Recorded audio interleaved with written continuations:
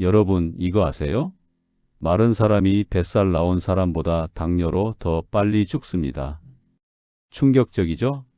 실제로 지난 20년간 현장에서 본 결과 마른 체형인데 당뇨 합병증 온 분들이 비만인 분들보다 2배나 많았습니다. 왜 그럴까요? 살찐 사람은 자기가 위험하다는 걸 알잖아요. 검진도 자주 받고 조심하고 관리하죠. 그런데 마른 사람은 어때요? 나는 괜찮다고 생각해요. 검진도 미루고 증상이 와도 나이 탓으로 돌리고 그러다가 발견했을 땐 이미 늦은 겁니다. 제가 지난달 상담한 60대 초반 한 어머님 이야기 들어보세요. 키 158에 48kg. 평생 다이어트 한 번 안 해봤대요. 그런데 어느 날 갑자기 눈이 안 보이는 거예요. 병원 갔더니 망막에 출혈이 생겼다고. 당화혈색소 8.5. 의사도 깜짝 놀랐대요. 이렇게 마른 분이 왜 이렇게 높냐고. 더 놀라운 건 뭔지 아세요?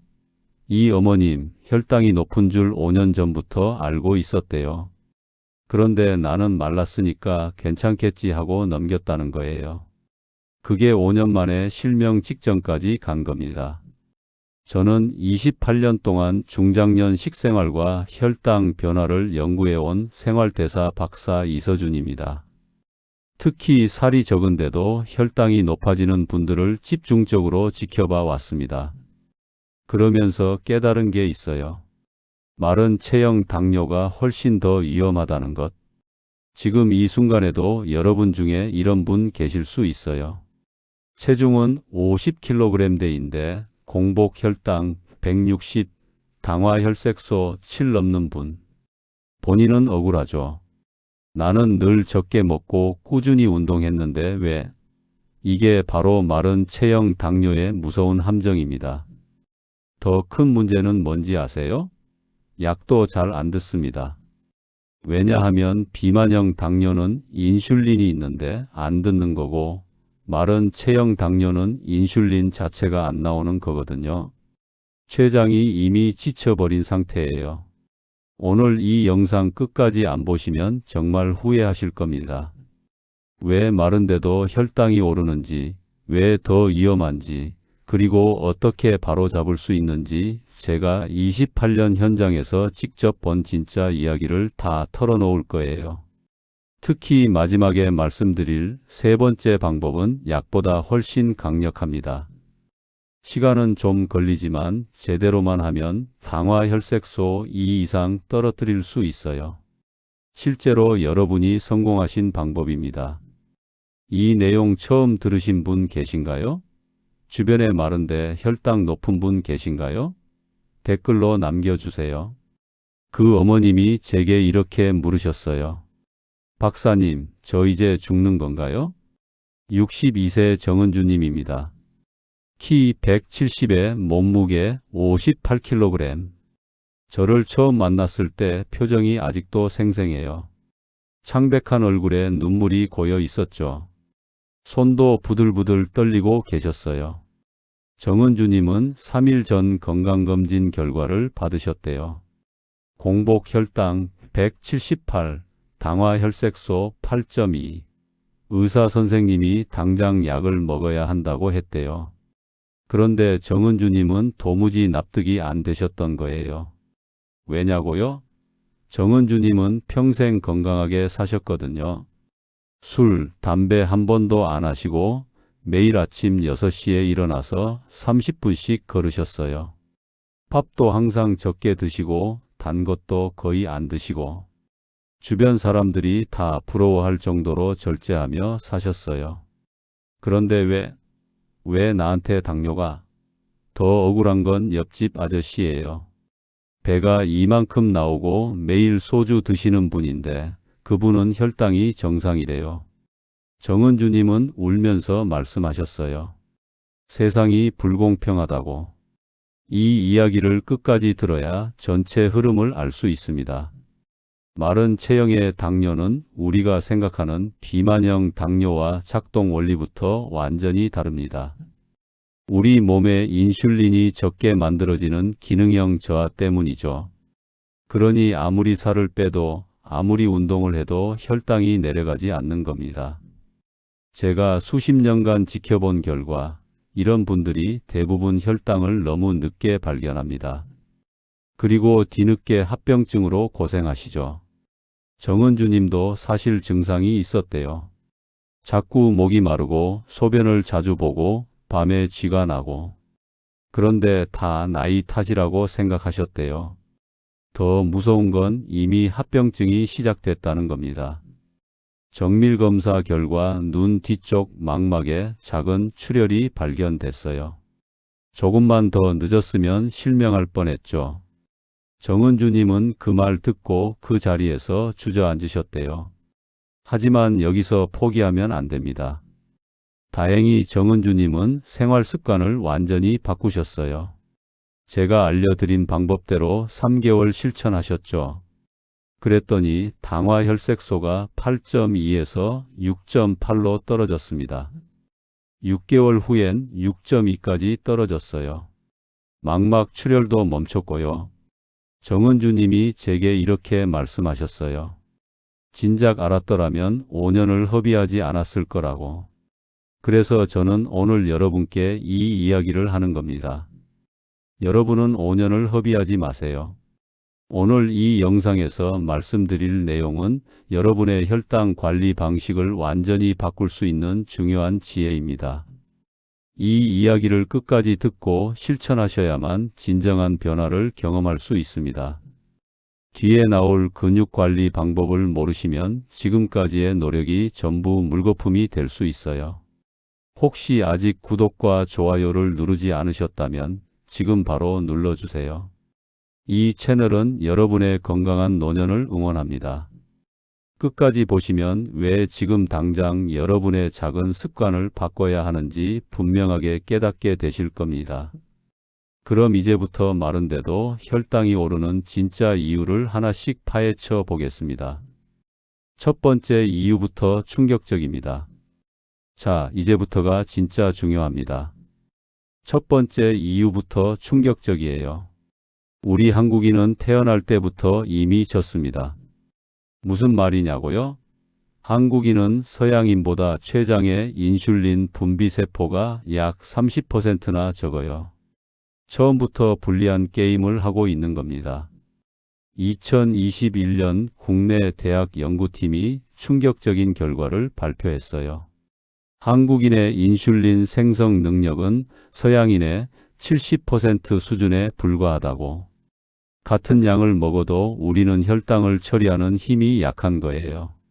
서양 사람은 100을 처리하는데 우리는 70밖에 못 처리한다는 얘기입니다. 그래서 어떻게 되냐고요? 체중이 정상이거나 오히려 말랐는데도 혈당이 확 올라가는 겁니다. 억울하죠? 하지만 이게 현실이에요.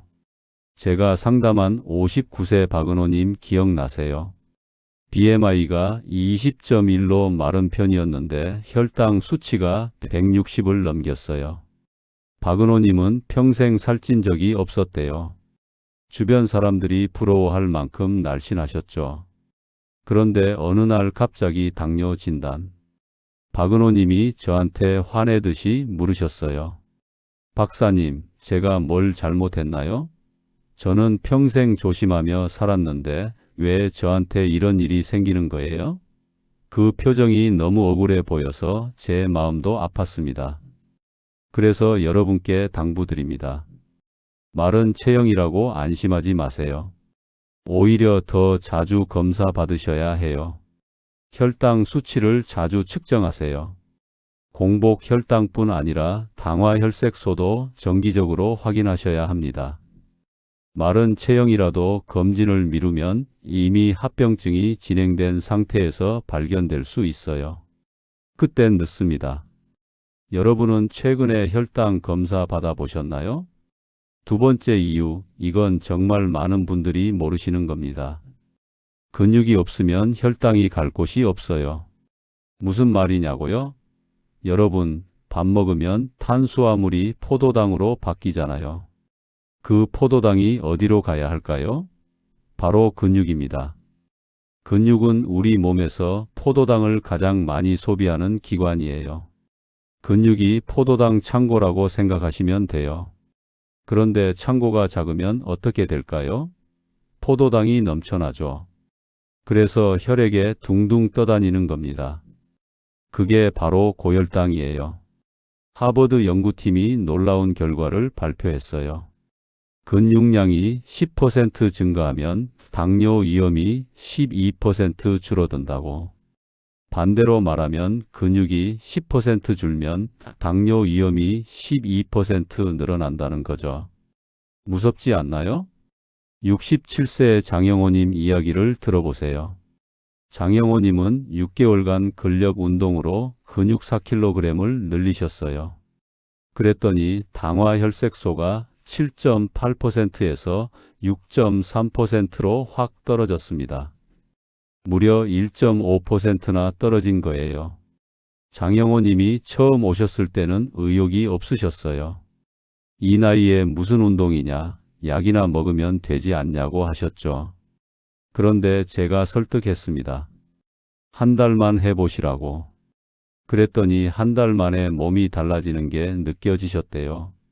계단 오를 때 숨이 덜 차고 아침에 일어날 때 몸이 가볍고. 그래서 6개월을 하셨고 결과는 놀라웠죠. 장영호 님이 이제는 제게 오셔서 운동 자랑을 하세요. 어제는 스쿼트 50개 했다고, 오늘은 팔굽혀펴기 20개 했다고. 완전히 다른 사람이 되신 거예요. 식후 30분 이내에 벽 스쿼트나 의자 일어서기 같은 천천히 무겁게 하는 운동을 30분씩 해보세요. 헬스장 갈 필요 없어요. 집에서 충분히 할 수 있습니다. 다만 주의할 점, 너무 오래 하거나 과한 유산소 운동은 오히려 근육을 소모시킵니다. 마라톤처럼 오래 달리는 건 근육을 태워버려요. 우리에게 필요한 건 짧고 강한 운동이에요. 요즘 여러분은 근육 운동 얼마나 하고 계신가요? 세 번째 이유, 이거 들으면 깜짝 놀라실 겁니다. 겉은 말랐는데 속은 비만? 이게 뭔 소린가 싶으시죠? 이게 바로 마른 비만이에요. 겉보기엔 말라도 배 속 지방이 가득하면 혈당이 폭발합니다. 여러분, 거울 보세요. 팔다리는 가늘죠? 그런데 배는 어때요? 볼록 나와 있지 않나요? 그게 바로 내장 지방이에요. 피부 밑에 있는 지방보다 내장에 붙은 지방이 100배, 1000배 더 위험합니다. 왜 위험하냐고요? 내장 지방이 염증 물질을 뿜어내요. 그 염증 물질이 인슐린을 공격합니다. 인슐린이 제 역할을 못하게 만드는 거죠. 그래서 혈당이 올라가는 겁니다.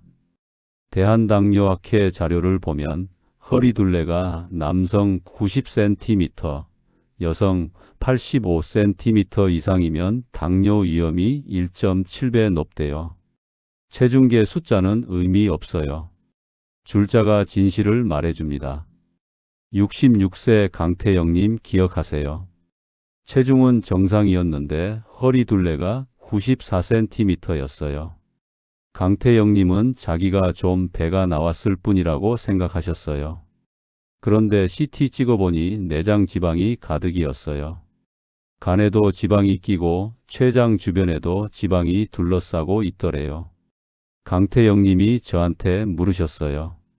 박사님, 이거 빼려면 어떻게 해야 하냐고. 제가 말씀드렸죠. 단 음식부터 끊으셔야 한다고. 강태영님은 단 거 안 먹는다고 하셨어요. 그래서 제가 물었죠. 음료수 드세요? 과일 주스 드세요?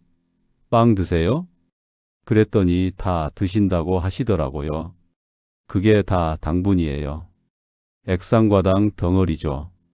그걸 끊으니까 3개월 만에 허리둘레가 10cm 줄었어요.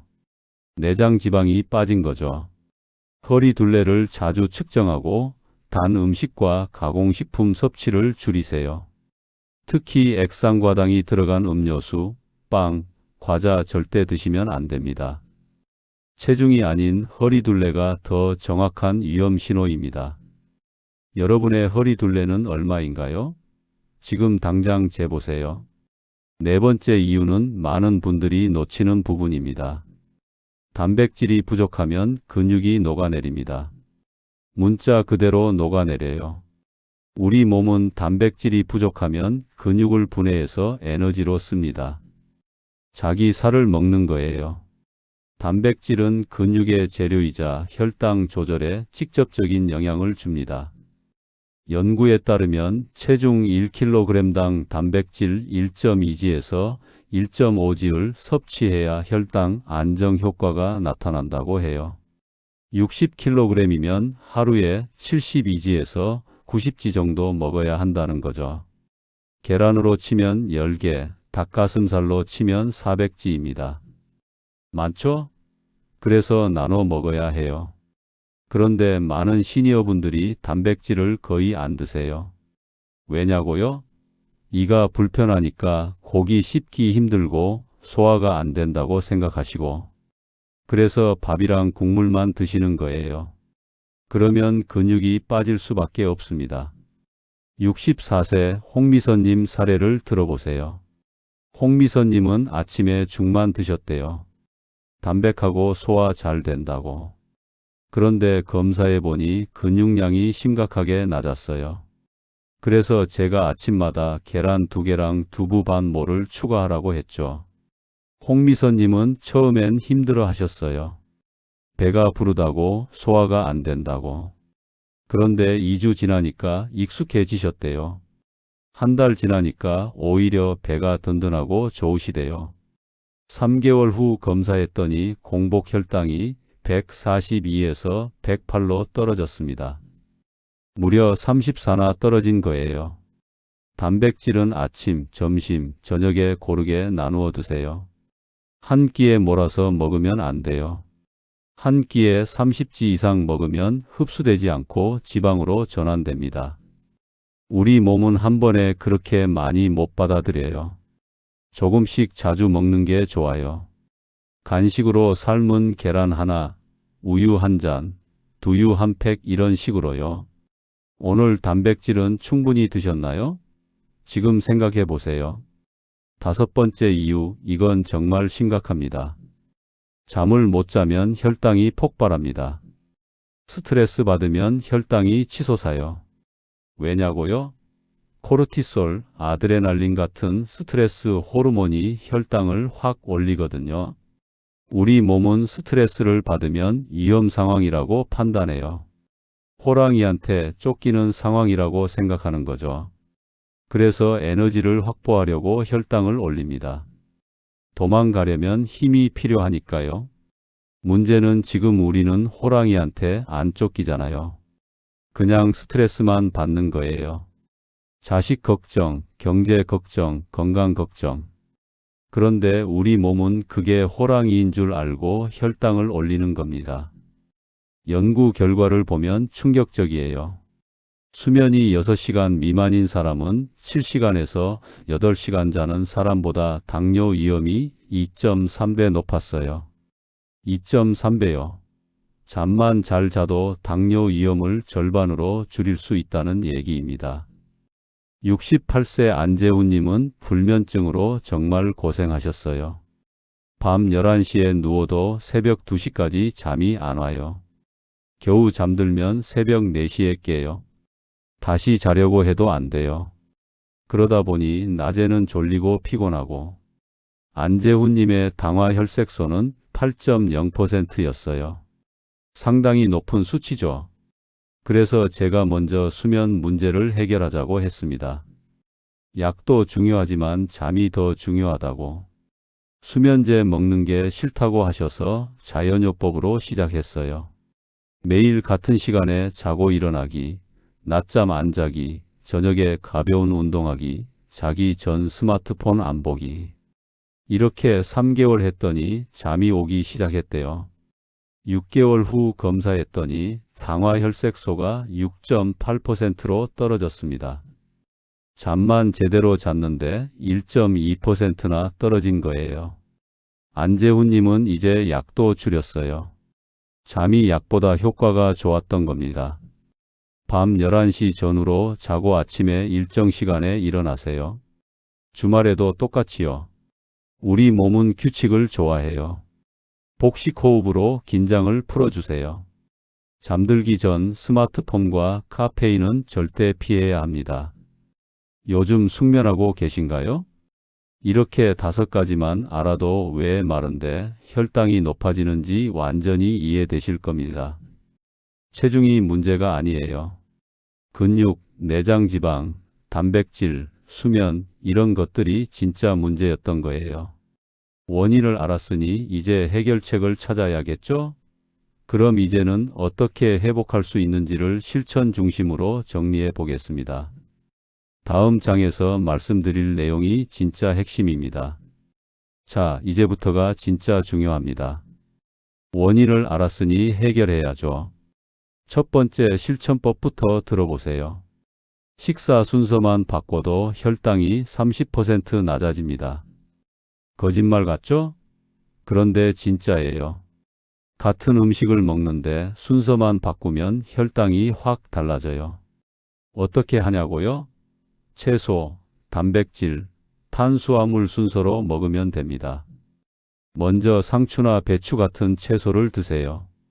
그 다음에 생선이나 두부, 계란 같은 단백질 반찬을 드시고 마지막에 밥을 드시는 거예요. 왜 이렇게 해야 할까요? 채소에 있는 식이섬유가 위장에 막을 만들어요. 그 막이 탄수화물의 흡수를 늦춰주는 겁니다. 마치 방패처럼 혈당을 막아주는 거죠. 제가 상담한 한 어르신은 이렇게 물으셨어요. 박사님, 그럼 밥을 나중에 먹으면 배가 안 부를 것 같은데요? 아니에요. 오히려 더 부릅니다.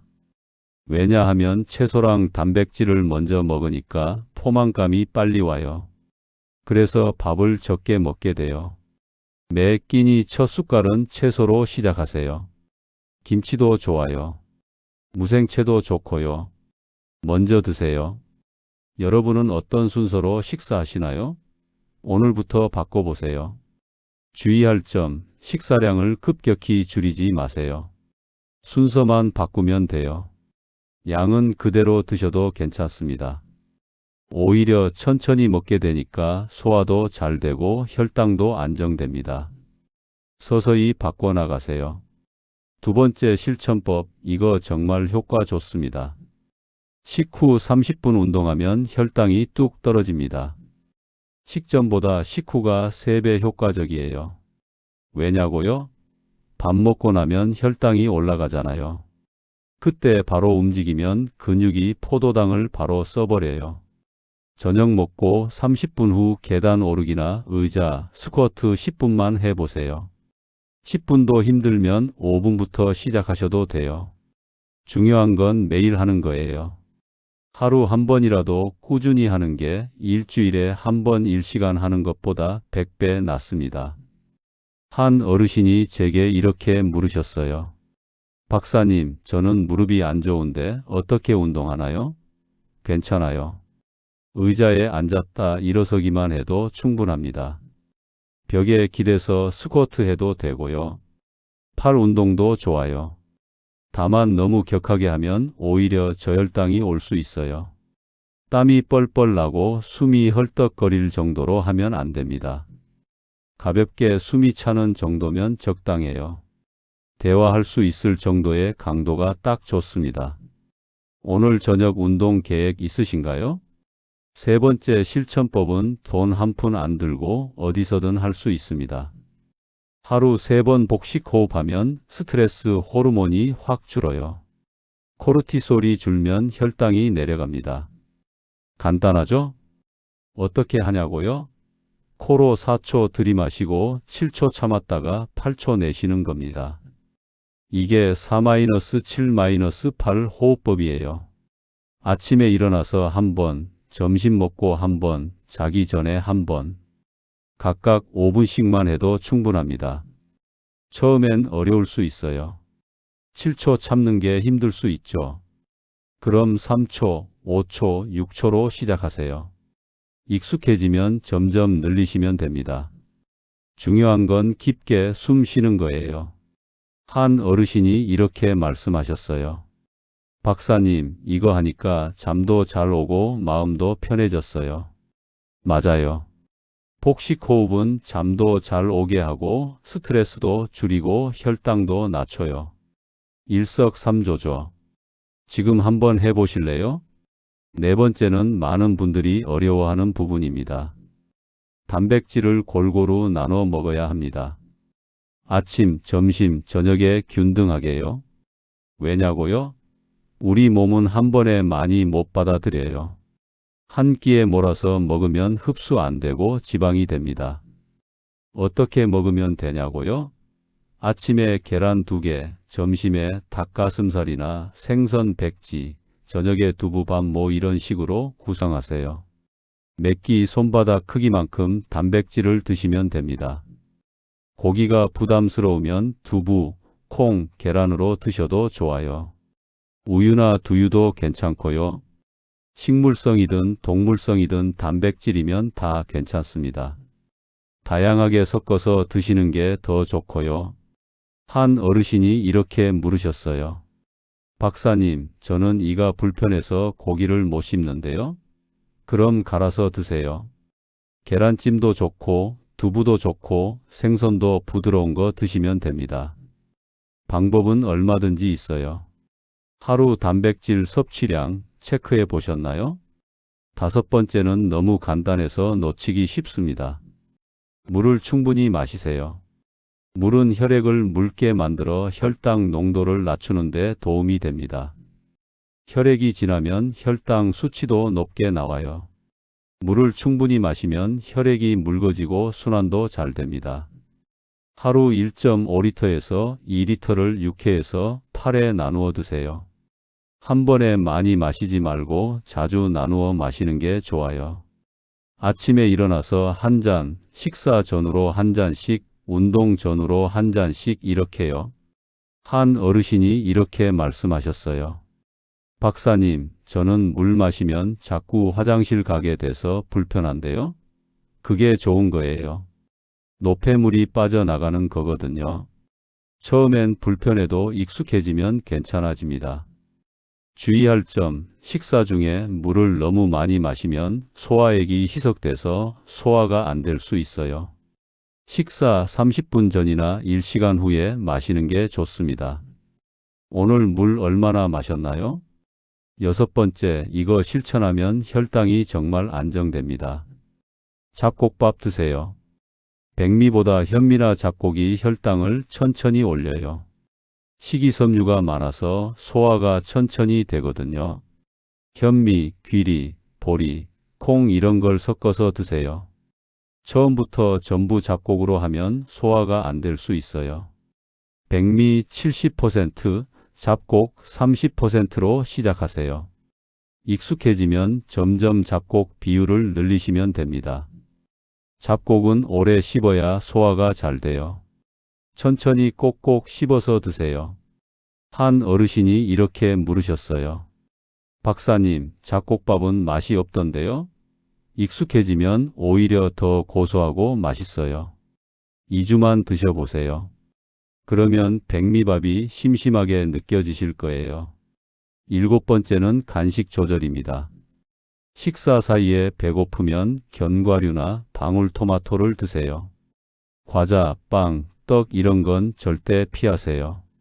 견과류는 하루 한 줌 정도가 적당해요. 너무 많이 먹으면 칼로리가 높아서 체중이 늘 수 있습니다.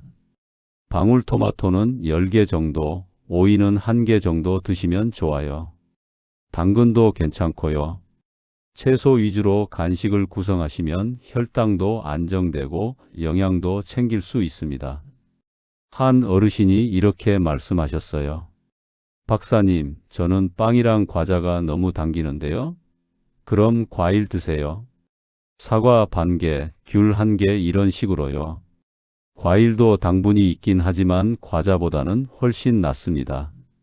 8번째, 이게 제일 중요할 수도 있어요.